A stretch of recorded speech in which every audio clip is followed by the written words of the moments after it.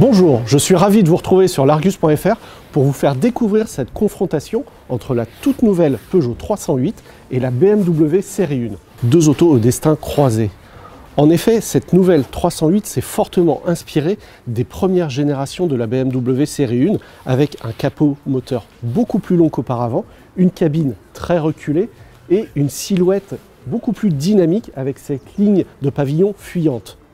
En revanche, la BMW Série 1 s'est assagie en passant à la troisième génération. Son capot moteur est plus court, sa ligne entre ce capot et le pare-brise est beaucoup plus dans une certaine continuité. La voiture est moins dynamique qu'auparavant. Le style des deux voitures reflète parfaitement l'ADN des deux marques. On retrouve donc ici sur cette 308 les fameux crocs en guise de feu de jour à LED.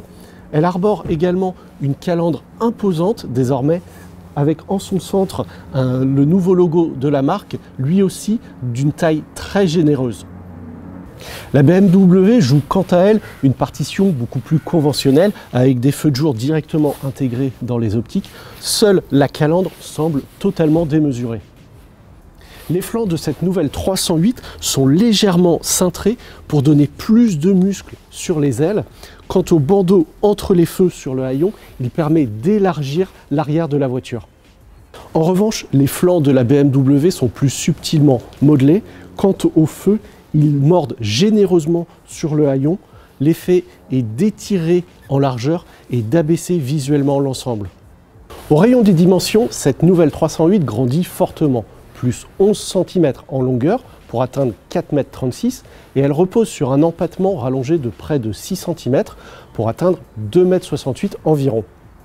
Au final, cette 308 est 4 cm plus grande que la BMW Série 1. En revanche, toutes les autres cotes sont peu ou prou similaires, 1,80 m de large et 1,43 m de hauteur. À bord, les deux modèles ne peuvent pas non plus renier leurs origines. On retrouve ainsi dans la 308 l'agencement e-cockpit spécifique à Peugeot avec le petit volant, les compteurs lisibles par-dessus. Ici, ils reposent sur une dalle de 10 pouces et peuvent, selon les finitions, disposer d'une présentation 3D. On retrouve également le système d'infodivertissement reposant sur un tout nouveau système beaucoup plus rapide, beaucoup plus intuitif, un petit peu comme sur la nouvelle DS4. Et ce qui est nouveau dans cette 308, ce sont ces éléments sensitifs qui permettent d'accéder à des raccourcis paramétrables.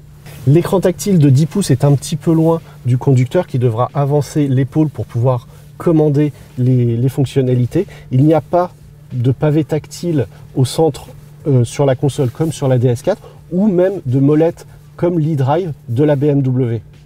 La BMW donc dispose de ce système e-drive qui a souvent été décrié notamment à ses débuts.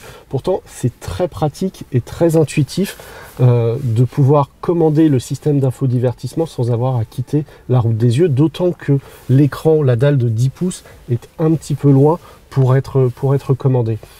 Vous avez également une présentation par strate horizontale qui commence un petit peu à dater et le système de compteur numérique est assez peu personnalisable. En revanche, vous pouvez disposer d'un bel affichage tête haute, c'est en option selon les finitions. En termes de qualité, la 308 a fait un bond en avant par rapport à l'ancienne génération. Les matériaux sont de bonne facture et surtout ils sont moins nombreux que dans la série 1, ce qui permet de mieux maîtriser les assemblages. Ils sont corrects, mais il s'agit ici de pré-série. La plupart des zones de contact, notamment autour de la console, sont légèrement moussées, mais on aurait aimé un petit peu plus de confort. La bonne nouvelle, c'est que les bacs de portière reçoivent de la feutrine. Sur la qualité de prime abord, cette série 1 est un cran en dessous de la 308. Il y a de très nombreux plastiques différents, des plastiques mous, des plastiques durs, qui multiplient le nombre d'assemblages. Les assemblages sont rigoureux, certes, la qualité des matériaux est plutôt correcte, mais les plastiques sont souvent trop durs au niveau des zones de contact. Et ça, sur une voiture qui se veut premium, c'est un petit peu dommage. En plus, les bacs de porte ne disposent pas de feutrine, donc là, vraiment, pour une voiture qui se veut premium, on n'y est pas du tout. Et petit détail, cette baguette qui permet de sélectionner des raccourcis, à chaque fois qu'on appuie sur un bouton, l'ensemble de la baguette bouge c'est vraiment pas très qualitatif. Pour la partie rangement, la 308 est vraiment incroyable. Vous en avez partout et des grands rangements. Vous avez une dépose ici pour votre téléphone portable avec le déport de toutes les commandes nécessaires pour la conduite. Vous avez la possibilité d'avoir un grand rangement sous la console et vous disposez d'un rangement sous la coudoir. Alors ici, c'est une version hybride rechargeable. Il est un petit peu plus petit, mais sur les versions essence ou diesel, il sera beaucoup plus volumineux. La série 1 est beaucoup moins généreuse en termes de rangement que la 308. Vous avez tout de même quelques bonnes idées, comme ce petit réceptacle pour votre téléphone portable qui peut faire aussi office de recharge par induction. En revanche, cet élément est beaucoup trop imposant pour pouvoir visualiser correctement l'écran, par exemple si vous avez votre navigation déportée. Donc les rangements sont moins importants. Vous avez les porte-gobelets ici et vous avez un rangement sous la coudoir et c'est tout. Au vu des codes d'habitabilité, la 308 apparaît moins généreuse que la série 1, mais cela se joue à presque rien. Les deux voitures reposent sur un empattement quasi identique. En termes d'espace aux jambes, c'est très convenable. La garde au toit est correcte, ce qui est pas mal compte tenu de la ligne de pavillon fuyante de la voiture. Les caves à pied sont convenables lorsque le siège avant est au plus bas. En revanche, les assises auraient mérité de mieux soutenir sous les cuisses et d'être un tout petit peu plus longues.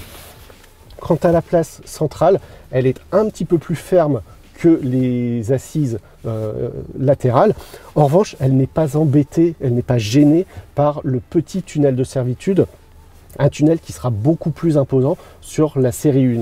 En revanche, Peugeot a oublié de mettre de la feutrine dans les bacs de porte. Il pense aux passagers avant, il pense un petit peu moins aux passagers arrière. La BMW offre une belle impression d'espace à l'arrière qui se traduit directement dans les chiffres. L'aisance au niveau des jambes est très bonne, les caves à pied sont tout à fait logeables, les assises sont très longues mais elles manquent un petit peu de soutien sous les cuisses. La garde au toit est certes un peu limitée mais elle est correcte. Seule l'assise centrale, la place centrale est bien trop ferme et surtout elle est vraiment gênée par ce tunnel de servitude très imposant. Il faut dire que la BM série 1 peut recevoir une transmission intégrale. Le volume du coffre de la 308 est de 412 litres. C'est plus que celui de la série 1 qui n'est que de 380 litres. En revanche, dans cette version hybride rechargeable, le volume de la 308 descend à 361 litres seulement. Au rayon des motorisations, Peugeot propose une gamme simple. 2 essences, 110, 130 chevaux, un diesel, 130 chevaux, et 2 hybrides rechargeables, 125 et 225 chevaux, offrant une autonomie en tout électrique d'environ 60 km. De son côté, la série 1 est beaucoup plus complète avec 5 motorisations essence allant de 109 à 305 chevaux, 3 diesels allant de 116 à 190 chevaux, mais aucun hybride rechargeable. La BMW est également beaucoup plus complète au rayon des boîtes de vitesse avec 3 offres, une manuelle à 6 rapports, une double embrayage à 7 rapports et une automatique à 8 rapports que l'on retrouve également sur la 308. Les transmissions sont également beaucoup plus complètes sur la BMW avec une offre 4 roues motrices que n'aura jamais la 308. Avec la nouvelle 308, Peugeot s'affiche comme un constructeur généraliste qui lorgne sans rougir vers le monde des premiums. Cette nouvelle 308 a de nombreux atouts à faire valoir face à une série 1 qui est devenue trop conventionnelle. Quant à son prix, même en augmentant de 1000 € par rapport à ceux de l'ancienne 308, à motorisation équivalente évidemment, ils resteront à bonne distance des prix de la BMW série 1. Si cette vidéo vous a plu, n'hésitez pas à laisser un like, à commenter ou à vous abonner à la chaîne. Sur ce, je vous dis à très bientôt sur l'Argus.fr.